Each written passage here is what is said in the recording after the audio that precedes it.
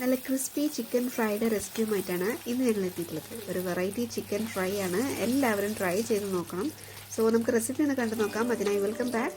എല്ലാവർക്കും മറ്റൊരു വീഡിയോയിലേക്ക് സ്വാഗതം. അപ്പോൾ ഇതാ ഫ്രൈ ചെയ്യാൻ നമ്മൾ ചിക്കൻ കഴുകി വൃത്തിയാക്കി എടുത്ത് വെച്ചിട്ടുണ്ട്. ചെറിയ പീസാക്കി കട്ട് ചെയ്തതാണ്. ഇതൊരു 750 ഗ്രാം ഉണ്ടാവും കേട്ടോ. അപ്പോൾ ഇതിലേക്കുള്ള ബാക്കി സാധനങ്ങൾ നമുക്ക് നോക്കാം. ഇതിലേക്ക് നമ്മൾ വെളുത്തുള്ളിയും ഇഞ്ചിയും എടുത്തിട്ടുണ്ട്. ഒരു കുടം വെളുത്തുള്ളിയും 1 ഇഞ്ച് സൈസ് ഇഞ്ചിയുമാണ് എടുത്തിട്ടുള്ളത്. അപ്പോൾ ഇതൊരു മിക്സിംഗ് ജാറിലേക്ക് ഇട്ട് കൊടുക്കണം കേട്ടോ. അതിലേക്ക് 1/2 ടീസ്പൂൺ കുരുമുളക് ഇട്ടിട്ടുണ്ട്. പിന്നെ മഞ്ഞൾപ്പൊടിയാണ്, അതൊരു 1/2 ടീസ്പൂൺ ഇടുന്നുണ്ട്. ഇതെല്ലാം നമ്മൾ പൊടിച്ചെടുക്കുകയാണ് ചെയ്യുന്നത്, അതുകൊണ്ടാണ് മിക്സിംഗ് ജാറിലേക്ക് ഇട്ടിട്ടുള്ളത്. ഇനി നമ്മൾ ഇതിലേക്ക് ഇടുന്നത് 1/4 ടീസ്പൂൺ മുളക് പൊടിയാണ്.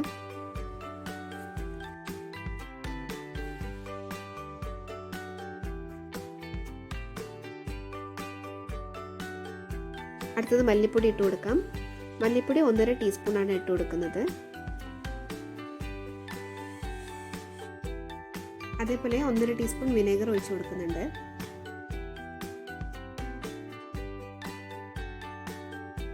പിന്നെ 1/2 ടീസ്പൂൺ വിനെഗറാണ് ഒഴിച്ചു കൊടുക്കുന്നത്.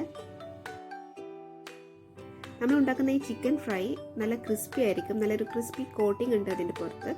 അതിന് വേണ്ടിയിട്ട് നമ്മളിവിടെ ആഡ് ചെയ്യുന്നത് കോൺഫ്ലോർ ആണ്. കോൺഫ്ലോർ 1/2 ടേബിൾ സ്പൂൺ ആണ് കേട്ടോ ആഡ് ചെയ്തിട്ടുള്ളത്.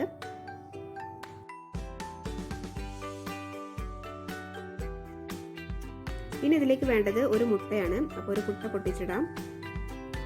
ഇനി അടുത്തത് നമ്മൾ ആഡ് ചെയ്യുന്നത് 1/2 ടേബിൾ സ്പൂൺ കടലമാവാണ്.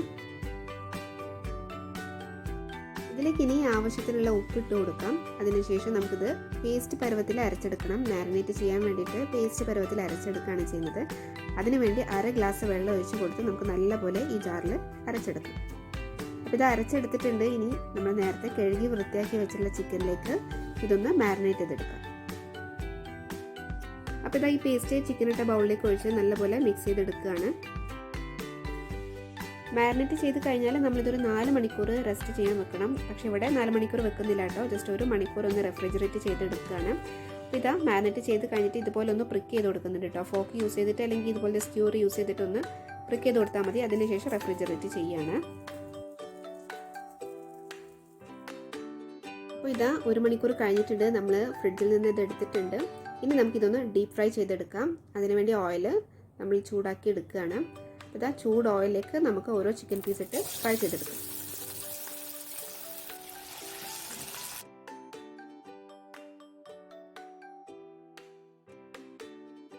ഇതൊരു മീഡിയം ഫ്ലെയിമിലാണ് കുക്ക് ചെയ്തെടുക്കുന്നത്. അപ്പോൾ 2 സൈഡും ഒരേപോലെ ഗോൾഡൻ ബ്രൗൺ ആവുന്നത് വരെ കുക്ക് ചെയ്തെടുക്കണം. ഒരു സൈഡ് ഗോൾഡൻ ബ്രൗൺ ആയതിനു ശേഷം നമുക്കിതൊന്ന് തിരിച്ചിടാം.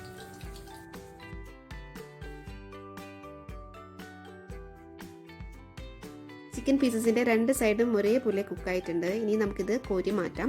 അപ്പോൾ ഇതാ പെർഫെക്റ്റ് ആയിട്ട് നമ്മുടെ crispy chicken fry recipe ready ആയിട്ടുണ്ട്. ഇത്രയേ ഉള്ളൂ. വളരെ ഈസിയാണ്. കുട്ടികൾക്കായാലും വലിയവർക്കായാലും ഒരുപോലെ ഇഷ്ടപ്പെടുന്ന റെസിപ്പിയാണ്.